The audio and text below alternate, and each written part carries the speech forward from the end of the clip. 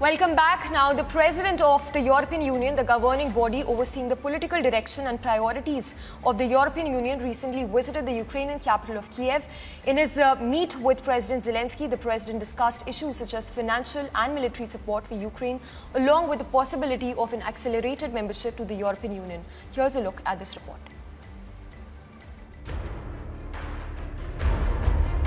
As the war rages in Ukraine, EU Council President made a surprise visit to Kiev.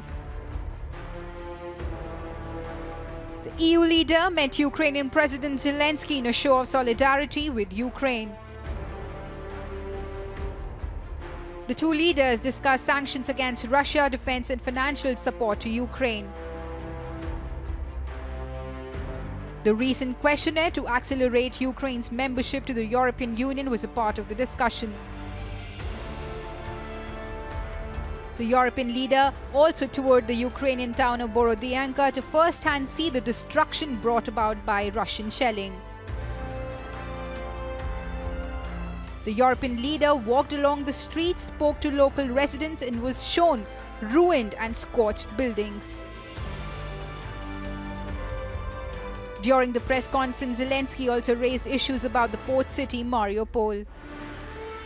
Для того, щоб розблокувати Маріуполь, скажімо так, є два шляхи. Перше – це серйозна, важка, озброєна допомога, на яку ми розраховуємо, і вони розраховують. І спільними діями ми можемо розблокувати Маріуполь. Поки що у нас цієї техніки недостатньо, саме як працювати в цьому напрямку. While talking about the humanitarian corridor, he said Ukraine is in talks with Russia to carry it out effectively. Щодо гуманітарної місії, гуманітарних коридорів, ми постійно пропонуємо Російській Федерації, як це робити. Декілька коридорів працюють. Декілька тисяч, десятків тисяч людей з Маріуполя, мирних жителів, було вивезено завдяки цій роботі. На жаль, повинен констатувати, що декілька тисяч людей повірили російським окупантам і поїхали в бік. The Russian forces have recently been witnessed intensifying the attack in a boomerang-shaped manner along the Donbass region. The coal mines, metal plants and factories in the region are considered vital to Ukraine's economy. The success of the current attack across the region is being viewed by many as Russian President Putin's much-needed victory following their failure to storm Kiev and the encounter of much stronger than expected forces across the country. Agency report for Republic TV.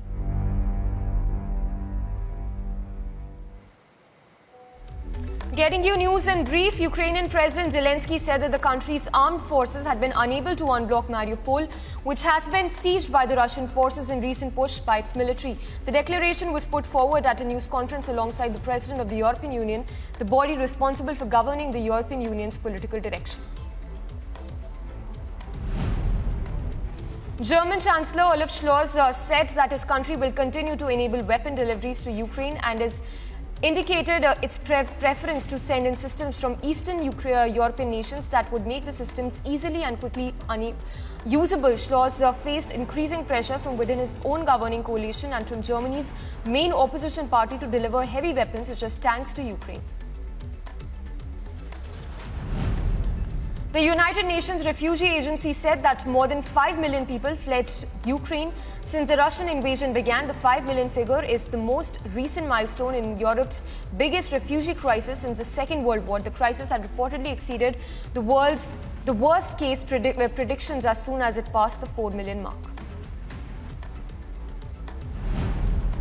Russian soldiers were seen digging trenches in Chernobyl, one of the world's most reactive places. Experts fear that they were in effect digging their own graves. For more than a month, some Russian soldiers bunked in the earth within sight of massive structure that had been built to contain radiation from the damaged Chernobyl nuclear reactor. A buzz